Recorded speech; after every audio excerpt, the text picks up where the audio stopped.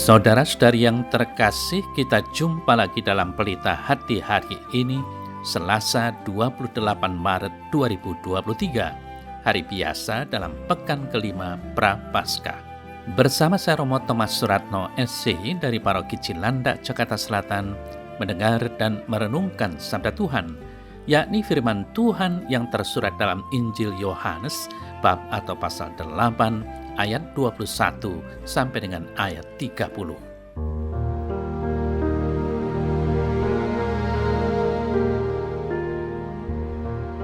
Sekali peristiwa, Yesus berkata kepada orang banyak, "Aku akan pergi dan kamu akan mencari aku, tetapi kamu akan mati dalam dosamu. Ke tempat aku pergi tidak mungkin kamu datang." Maka kata orang-orang Yahudi itu, "Apakah ia mau bunuh diri? Dan karena itu dikatakannya, ke tempat aku pergi tidak mungkin kamu datang."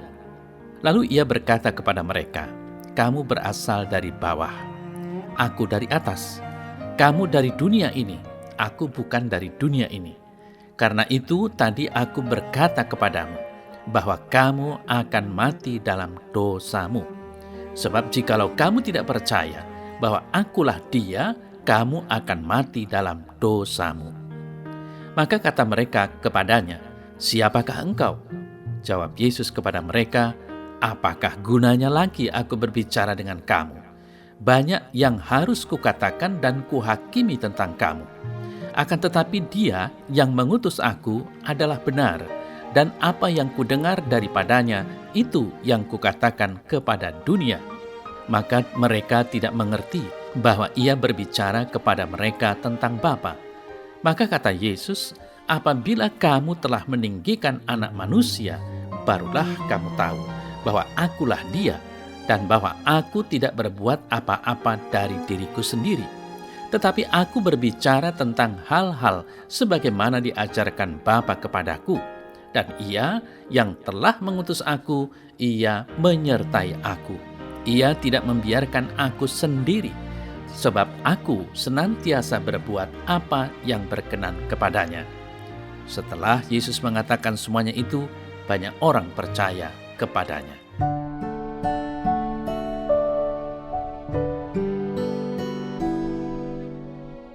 Saudara-saudari yang terkasih, Yesus dalam warta Injil tadi menjelaskan bahwa Dia akan pergi ke tempat yang tidak dijangkau oleh orang-orang Farisi.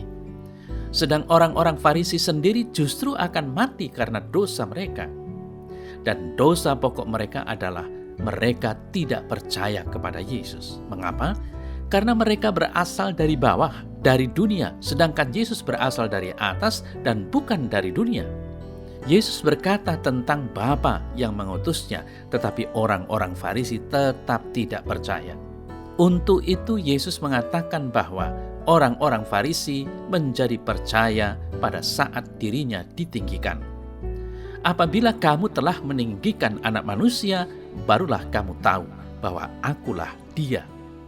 Yesus juga mempertegas dirinya, "Dan Ia yang telah mengutus aku, Ia menyertai aku.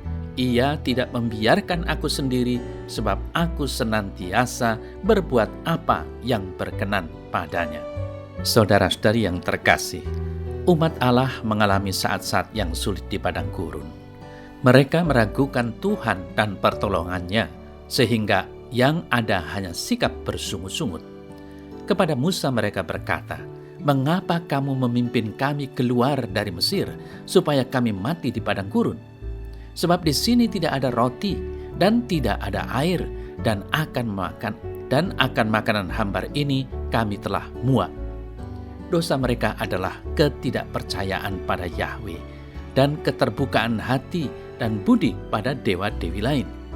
Jalan keluar yang telah ditempuh Tuhan adalah hukuman pedagogis bagi mereka dan pengakuan dosa mereka secara umum. Meskipun umat berdosa, Tuhan sabar dan mengampuni mereka. Saudara-saudari yang terkasih, pemahaman kita diperkaya tentang makna diangkat dan ditinggikan.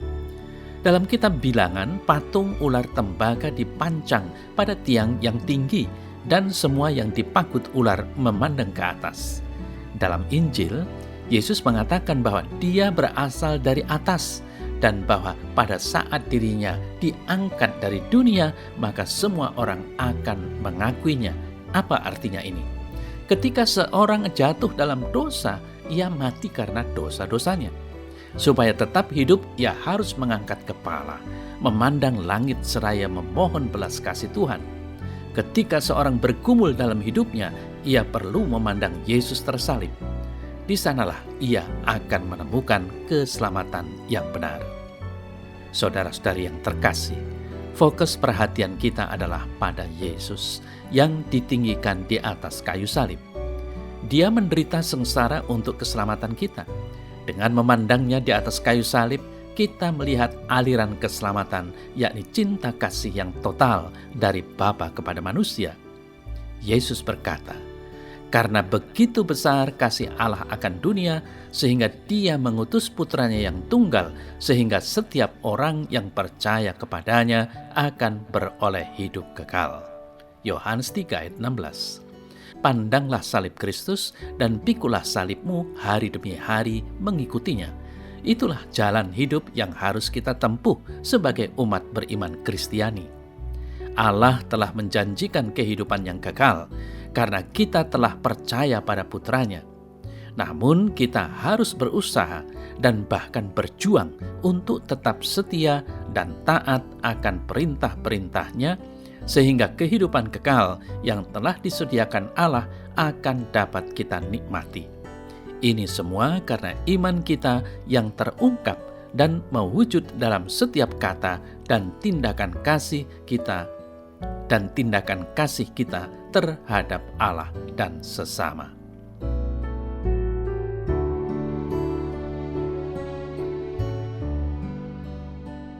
Dalam nama Bapa dan Putra dan Roh Kudus. Amin.